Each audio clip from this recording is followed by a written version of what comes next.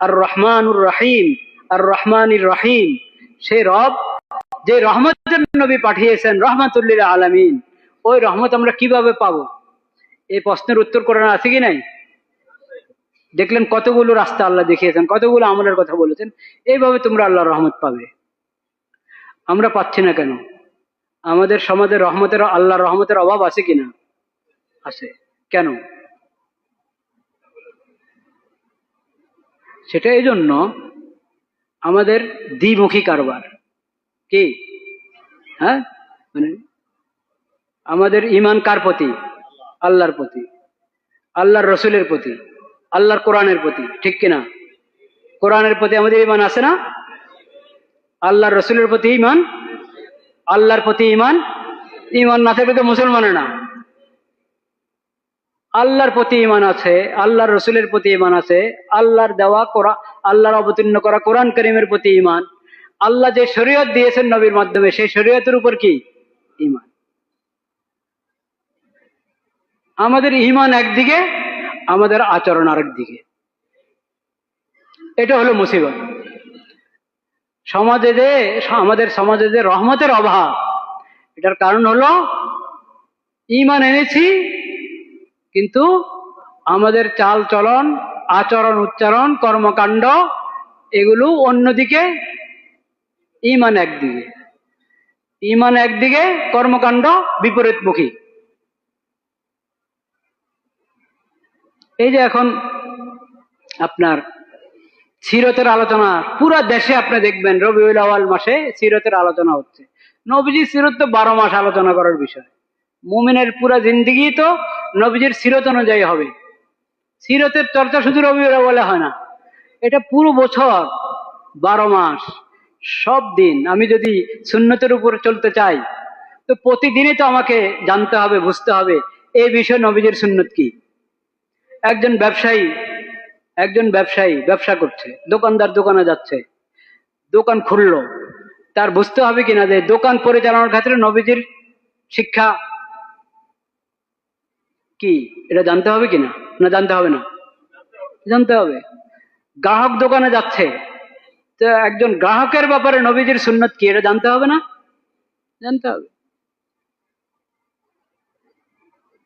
এরকম আমাদের জিন্দেগির সকল অঙ্গনে, জিন্দেগির সকল অঙ্গনে, সব শ্রেণীর মানুষ, সব পেশার মানুষ, নিজের পেশার ক্ষেত্রে, নিজের কাজের ক্ষেত্রে, একবারে ঘুম থেকে ওঠার পর থেকে নিয়ে আবার বিছানা যাওয়া পর্যন্ত, ঘুমের সময়, ঘুম ভাঙলো তখন, সর্ব অবস্থায় নবীজির শিখানো হেদায়েত কি, আল্লাহ এ বিষয়ে কি হেদায়েত দিয়েছেন, এগুলো জেনে এগুলোর উপর আমল করার দরকার কিনা? দরকার। তাইলে আমার নবীজির সুন্নত, নবীজির সিরতের প্রয়োজন বছরে একবার পড়ে না প্রতিদিন পড়ে?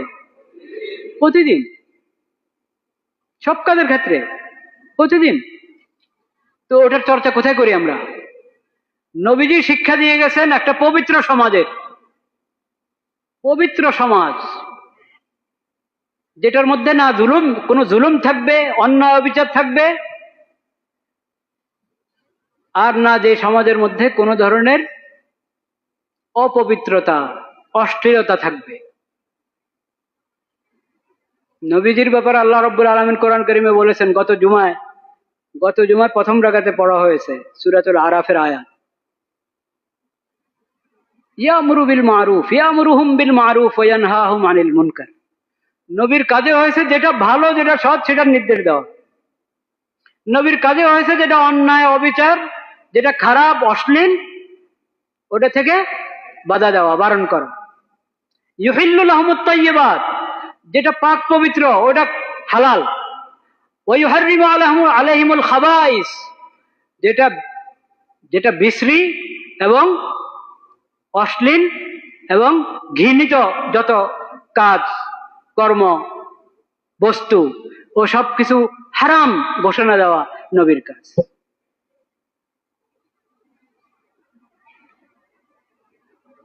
এখন এই রবিউল আউয়াল মাসে সমাজে কি হচ্ছে?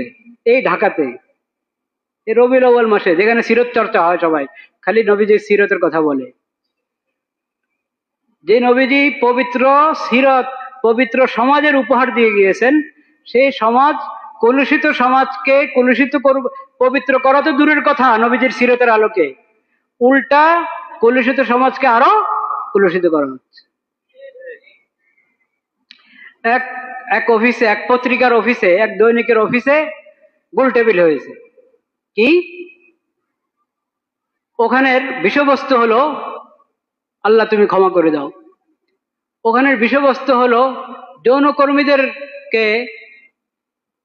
তাদেরকে স্বাভাবিক জীবন যাপন করতে পারে সেজন্য সবার দৃষ্টিভঙ্গি পরিবর্তন করতে হবে। এই যৌনকর্মী নাম কিন্তু এটা নতুন নাম।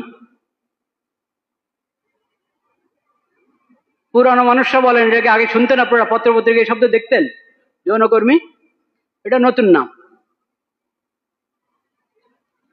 জিনা এটাকে নাম দিয়েছে যৌনকর্ম, জিনাকে নাম দিয়েছে কি? যৌনকর্ম। পতিতালয়কে নাম দিয়েছে যৌন পল্লী। তো একটা তারা বলে পরিসংখ্যান নাকি চালিয়েছে জামালপুর কোন জায়গায়, ওখানে অনেকেই এই আল্লাহর লানত, আল্লাহর গজবের এই অশ্লীল কাজে জড়িত। এখন তাদের প্রতি দয়া কি হবে? তাদের প্রতি দয়া হলো তাদেরকে স্বাভাবিক সমাজে ফিরে আনো, নাকি স্বাভাবিক সমাজে ফিরে আনো। এই পাপের কাজ, এই ঘৃণিত কাজ, ওটাতে ঘৃণিত এবং পাপ, এটা তাদেরকে বুঝাও, এটাতে অশ্লীলতা তাদেরকে বুঝাও, তাদেরকে স্বাভাবিক সমাজে নিয়ে আসো, তাদের সবার বিয়ে করে দাও, এটা তো সরকারের কাজ। সবাইকে বিয়ে দিয়ে দাও, ওই মেয়েদেরকে সবাইকে বিয়ে দিয়ে দাও, তাদের বিয়ের ব্যবস্থা করে দাও, তাদের ঘর বাড়ি নিয়ে ঘর বাড়ির ব্যবস্থা করো। তারা তো সমাজ থেকে বের হয়ে ওখানে গিয়েছে, প্রত্যেকেই তার সমাজে ফিরে যেতে পারে। যদি ব্যবস্থা না থাকে, ব্যবস্থা করা সরকারের দায়িত্ব। কিন্তু এরা, এই বুদ্ধিজীবীরা সরকারকে পরামর্শ দিচ্ছে, জনগণকে পরামর্শ দিচ্ছে, তোমরা তাদের এই অশ্লীলতাকে মেনে নাও।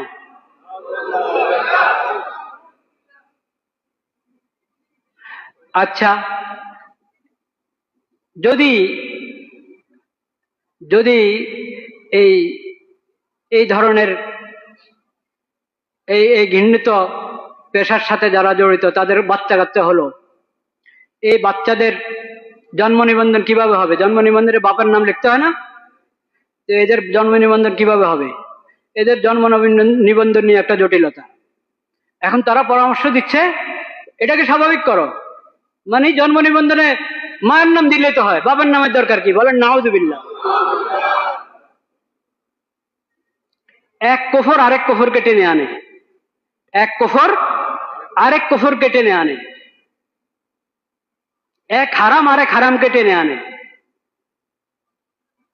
সন্তানের বংশ এটা এবং পরিচয় আল্লাহ রাব্বুল আলামিন নির্ধারণ করে দিয়েছেন কোরআন কারীমে। কার নামে হবে? বাপের নামে। কার নামে? বাপের নামে। এই যে অশ্লীল কাজ, এটা যে অপরাধ, এটা যে হারাম, ঘৃণিত কাজ, শত কারণ, একটা কারণ তো এটাই, এর কারণে বংশ পরিচয় বাকি থাকবে না। এর কারণে কি থাকবে না? বংশ পরিচয় বাকি থাকবে না। এখন তারা বংশ পরিচয় দিতে চায় কার মাধ্যমে? মার মাধ্যমে। মার নাম লিখবে, বাপের নাম লিখবে না। বলেন নাউযুবিল্লাহ। এক হারামের সমর্থন করতে গিয়ে আরেক হারাম, এক কুফরি কাজের সমর্থন করতে গিয়ে আরেক কুফরি কাজ। এটা ছিল নবী করিম সাল্লাল্লাহু আলাইহি ওয়াসাল্লামের শিক্ষা। এই রবিউল আউয়ালে আমাদের প্রধান উপদেষ্টার ইয়া এসেছে,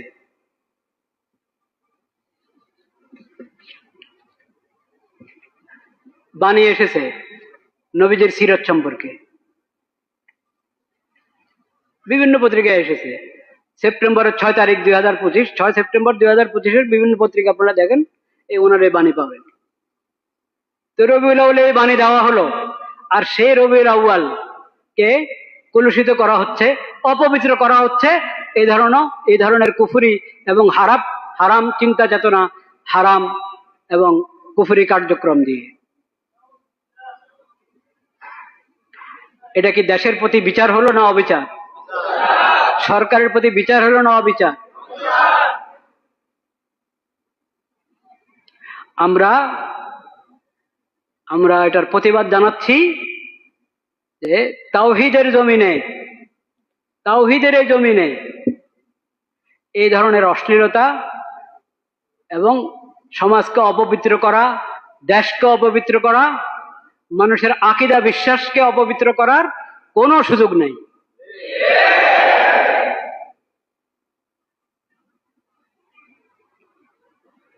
আস্তাগফিরুল্লাহ আল্লাযী লা ইলাহা ইল্লা হুয়াল হাইয়ুল কাইয়্যুম ওয়া আতুবু ইলাইহি। নবীজির শিক্ষা কি দেখেন,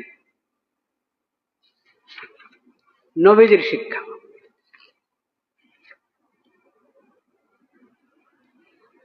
আবু উমামা রাদিয়াল্লাহু তাআলা আনহু হাদিসটি বর্ণনা করেন, মুসনাদ আহমদ থেকে আমি পড়ছি, মুসনাদ আহমদের বর্ণনা 22,211 নম্বর হাদিস। আবু উমামা রাদিয়াল্লাহু তাআলা আনহু বলেন, ইন্না ফাতান শাব্বান আতান নবিয়্য সাল্লাল্লাহু আলাইহি ওয়াসাল্লাম ফাকালা ইয়া রাসূলুল্লাহ ইদান লি বিজিনা فأقبل القوم عليه فزجروه وقالوا مه مه فقال أدنه فدنا منه قريبا قال فجلس قال أتحبه لأمك। লম্বা হাদিস, আমি হাদিসের মর্মটা বলে দিচ্ছি। এক যুবক নবী করিম সাল্লাল্লাহু আলাইহি ওয়াসাল্লামের কাছে এসেছে, বলল, ইয়া রাসূলুল্লাহ, আমাকে আপনি জিনার অনুমতি দেন। নাউযুবিল্লাহ পড়ার বিষয়, কিন্তু ওই যুবকের অবস্থাটা আপনি দেখেন। সে কষ্টে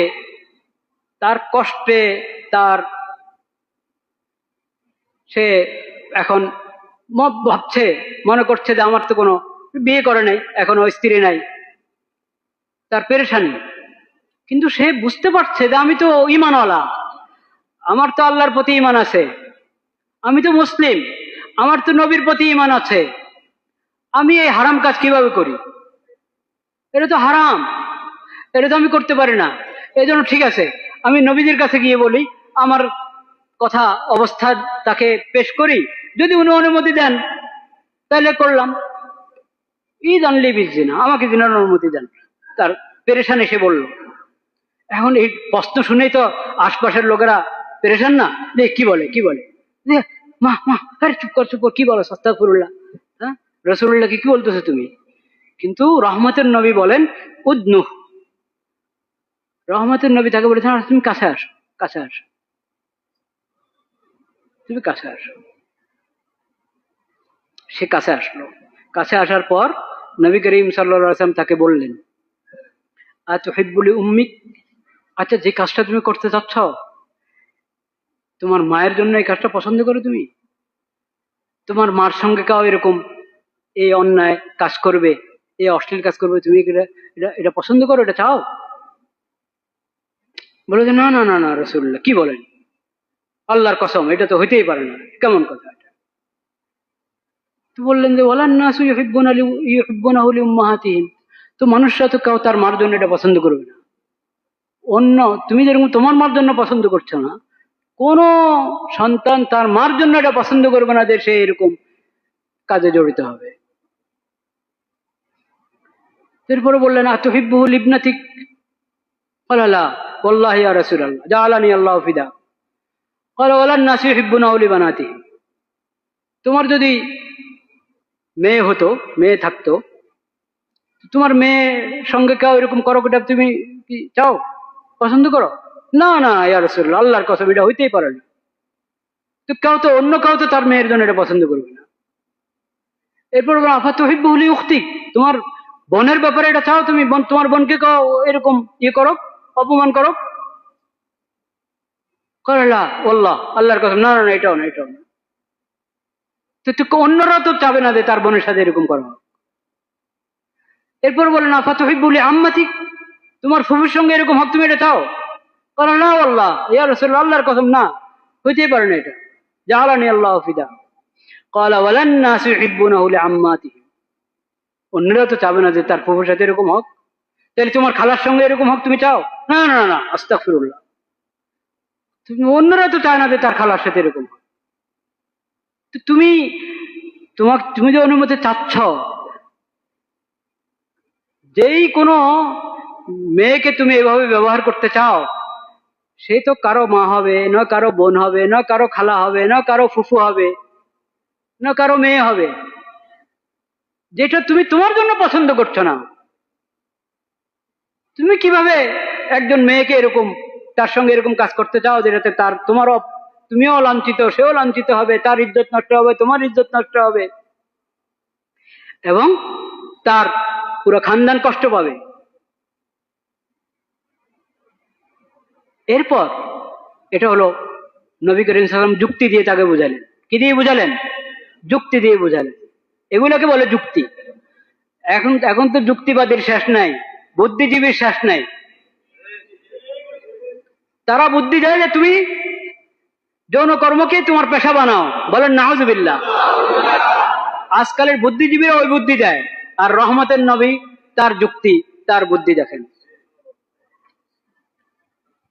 এরপর নবী করিম সাল্লাল্লাহু আলাইহি ওয়াসাল্লাম তার হাত রাখলেন তার বুকে, তার শরীরে হাত রেখে বললেন, দোয়া করলেন তার জন্য, আল্লাহুম্মা গফির যামবা, আল্লাহ তার গুনাহ ক্ষমা করে দেন। এখনো তো গুনাতে যায় নাই, গুনার মানে ইচ্ছা করছে, তো এটাও তো গুনাহ। আল্লাহ তার গুনাহ ক্ষমা করে দেন। ওয়া তাহির কলবাহু, আল্লাহ তার দিলটাকে পবিত্র করে দেন। ও হাসিন ফরজাহু, ইয়া আল্লাহ আপনি তার লজ্জাস্থানকে হেফাজতে রাখেন। قال فلم يكن بعد ذلك فلم يكن بعد ذلك الفتى يلتفت الى شيء।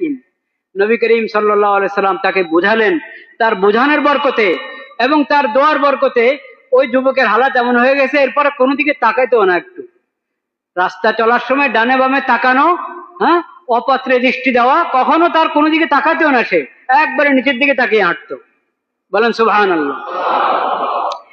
এটা হলো সিরতের শিক্ষা, এটা হলো রহমতের নবীর শিক্ষা। আর পশ্চিমা সভ্যতা দ্বারা এই দেশে নিয়ে আসছে, শয়তানি সভ্যতা দ্বারা নিয়ে এই দেশে নিয়ে এসেছে এবং ওটাকে প্রচার করতে চায়।